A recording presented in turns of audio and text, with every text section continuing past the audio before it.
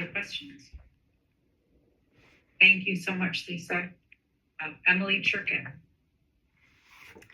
Hello, good afternoon. Thank you so much, and I appreciate you having us here today to testify. The people on this call are all people I respect tremendously, and I'm actually honored to conclude this group of testimony because I want to end with the illustration of what education in childhood looks like today in 2026. My name is Emily Churkin. I'm a parent, author, speaker, and teacher. I also do not accept any funding from tech companies for my work, and I'm here to testify in support of H650. And I'm here with an urgent warning. Technology is fundamentally changing childhood and in the process undermining parents, destroying education, and threatening the very health of our democracy. I want to start with an overview of what childhood in America looks like today. Children between 8 and 18 are averaging over 7.5 hours a day on screens outside of school hours. 62% of children under the age of 2 are watching YouTube. 40% of 2-year-olds have a personal tablet. Nearly 90% of American public schools provide children with internet-connected devices for learning. Occupational therapists tell me that they have to teach young children how to turn the pages of a book. Preschool teachers report that toddlers don't like getting their hands dirty. I know of one teen so addicted to his phone, he puts it in a Ziploc bag and brings it in the shower with him. 26% of 13 to 17-year-olds use ChatGPT to do their homework, which they access on laptops given to them by their schools. Elementary school children are literally falling out of their chairs in classrooms because they lack the core strength to sit for long periods of time. One child has viewed more than 13,000 YouTube videos in less than 3 months at school on his school-issued laptop. I heard of another child just recently who spent 72 hours in one weekend on YouTube on his school-issued laptop. Just this week, a teacher told me that while assessing kids for kindergarten readiness, children could correctly identify the numerals 1 through 10 and the letters A, B, C, etc. But when they got to the number 11, the children identified it as pause, as in the pause button. Children are setting their alarms for 2 o'clock in the morning to get up and play on their school-issued laptops while their parents sleep unaware. And finally, one anecdote that grabs a lot of attention, a teacher shared with me that while her students are still losing their baby teeth as middle schoolers, they are also making and imitating the sex noises they hear from videos on the internet. Mounting evidence shows that smartphones and social media harm children. And after nearly a decade of advocacy work, lawmakers and governments around the world are enacting changes. I wholeheartedly support these efforts, but I wish to stress that further protection is needed of children during the school day, where nearly every child in America is provided with an internet-connected device in the name of education. To protect children's cognitive, mental, and emotional health, we must do more than ban phones from classrooms and remove screens from childhood. We must get rid of EdTech too. Unless you are a current parent of a current school-age child, school looks very different today, not just from when we were students, but even 10 years ago. Today in a school classroom, and children spend the school day hunched over individual laptops and iPads. Teachers' eyes are directed to a screen of screens to monitor their students. Chalkboards are digitized whiteboards. Schools use hundreds, if not thousands, of unique EdTech products and apps per school. Curriculum is online learning, and grades are stored in digital grading portals. Physical textbooks and workbooks rarely exist, but ebooks and note-taking apps do. Teachers upload lessons and homework to online learning management systems. Digital curricula uses persuasive design techniques that emphasizes rewards and engagement over learning. And finally, human teachers are being replaced by AI tutors, even as harms of children's use by AI products fill the headlines. It's okay if this is new information to you. The onslaught of digitized EdTech products into schools happened quickly and relatively quietly while other crises dominate our headlines. That distraction has served EdTech companies well. Yet many of the companies who build these EdTech products, whose names you've probably never heard of, are as powerful and wealthy as the companies whose names you do know: Meta, Snap, Google. In reality, simply putting ed before the word tech doesn't make it effective or safe or legal. EdTech is big tech. So it's critically important that lawmakers seek to hold these unheard of yet still very powerful companies as accountable as we are doing with the ones whose names we know. Because if you remember nothing else I say today, please let it be this. At its very core, the business model of EdTech is no different from the business model of big tech, and both are fundamentally at odds with child development. Big tech has already co-opted the social lives of our children. We cannot let them co-opt their education too. I am pleased to see that H650 would establish a registry requiring EdTech companies to register in order to do business with schools in Vermont. This filter would be a first step in preventing health-harming products from getting into children's hands, and I agree with everything my colleagues have said previously today. Some of you might be wondering whether it makes sense to restrict educational technology in schools. After all, you've probably been told that children need these products to be successful digital citizens of the future. But here is the problem. Such claims stem from industry-funded marketing that benefits technology companies, not children or teachers. This propaganda has unfortunately fueled a wholesale restructuring of childhood around screens, both at home and in school, and is catastrophic for families, children, and schools. There are several myths propagated by the EdTech industry and repeated by those who do not know they are being manipulated, and I would like to share those with you today. Myth number 1 is that EdTech improves learning. This is false, and Dr. Horvath's entire book debunks this. But children today are less digitally literate and less cognitively developed than their parents were, a reversal that coincides with the introduction of EdTech products in schools, as Dr. Horvath noted today. Just a few examples from the research. Overwhelming evidence exists to show that reading and writing on screens harms cognition. Another study based on over 300,000 primary students found that even 30 minutes of digital device use in class had a negative impact on reading comprehension scores. Finally, one study found that investing in air conditioning yields a 30% improvement in learning outcomes over giving children Chromebooks. Another myth is that EdTech companies claim and market heavily to school districts that their products can help teachers, when in fact the very premise of scaling teaching through technology, as EdTech companies intend to do, means displacing the human educators at the heart of the learning experience. Success, according to the EdTech industry, would mean fewer teachers serving more students and increasing teacher workload and class sizes, while turning teachers into IT administrators instead of mentors and instructors. It's no wonder teachers are quitting or retiring early, and schools are resorting to AI tutors who are far cheaper, even as they are more dangerous. All good educators know learning is rooted in human relationships, and the EdTech business model is fundamentally at odds with that fact. EdTech tools don't help teachers. They help schools hire fewer teachers while generating greater profits for EdTech companies, some of who are worth billions of dollars. Third, you may have been told that EdTech will democratize education by giving underrepresented children access to products. But far from improving equity, EdTech products create new digital divides, digital safety divide and a digital learning divide.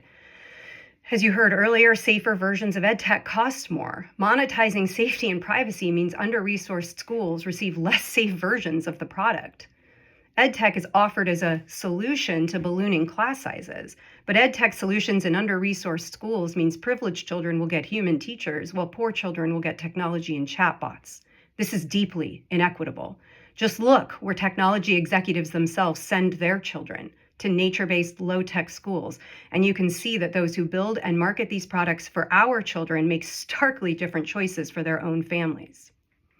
Another myth: concerns about online safety are growing, and rightly so, and in spite of claims to the contrary or efforts to filter or block content, EdTech is not safe for children because these very products rely on the internet to deliver their services, and the internet is not a safe place for children. Via school-issued devices, children are accessing pornography, pedophiles, suicide videos, and extremist content, even when filters and blocking software are in place.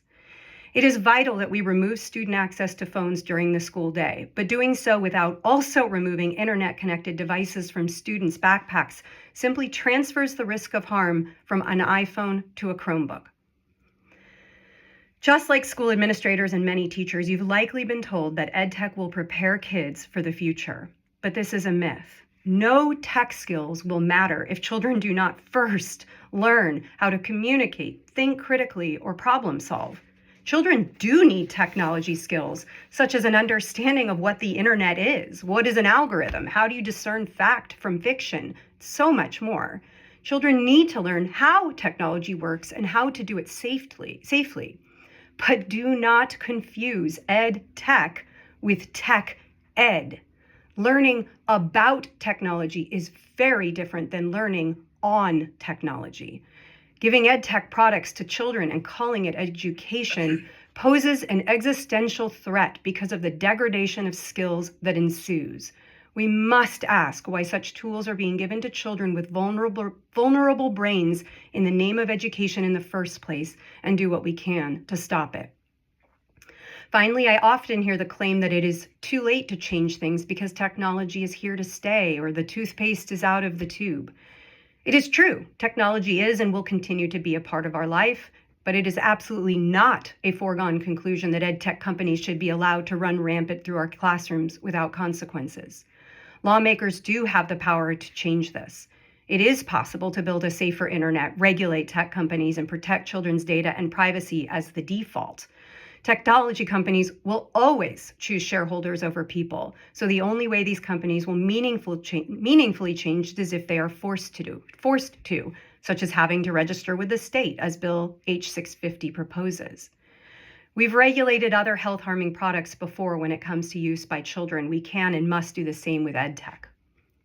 Doing nothing is not an option because as a result of the harms caused by social media and smartphones in the hands of children, plus the ongoing enmeshment of EdTech companies and products into education, we are facing 4 crises that warrant immediate attention. First, we face a mental health crisis. Screen use before 2 years of age is linked to accelerated anxiety by age 13.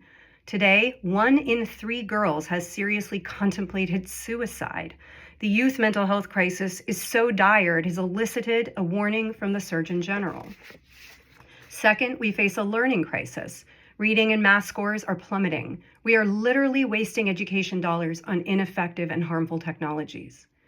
Third, we face a crisis in creativity. A 15-year-old in Kentucky told me that the elementary school students she teaches in an after-school drama class, when she said to them, "Let's pretend we're flying," they looked at her and asked, "How?" If children can't pretend to fly, they cannot imagine. And if they cannot imagine, they cannot innovate.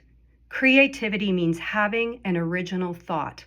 Technology access in childhood does not enhance creativity, it kills it. Remember that today's tech titans had analog, play-based childhoods.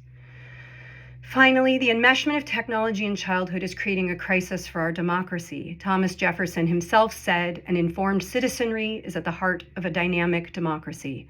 When children spend hours being fed algorithmically driven, rage-bait content designed to increase engagement on internet-connected devices given to them by the adults who are supposed to protect them, they lose the ability to form their own opinions, detect bias, and think critically.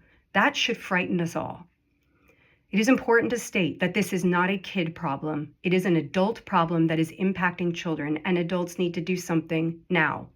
No one policy will be sufficient by itself. We need many levers to work in concert to best protect children. In addition to what you consider today with this registry bill, warning labels on social media products and giving families the right to opt out of harmful products in schools are equally important actions to take. Thank you very much for your time. Thank you, Emily. Michael. So I got a question for you. How would you address the teachers and administrators that are extremely supportive of this EdTech? Because I mean, we saw it with the cell phone bill. I mean, it was teachers as well that were against it. I think one of the problems is that because of the way teachers, especially recent teachers in higher ed, have been brought into education with all of these products as the norm, that this is what new teachers especially are being told is education. That's one of the challenges is helping return to the institutional memory of teachers who are more experienced, who've been here a long time and know how to teach without it.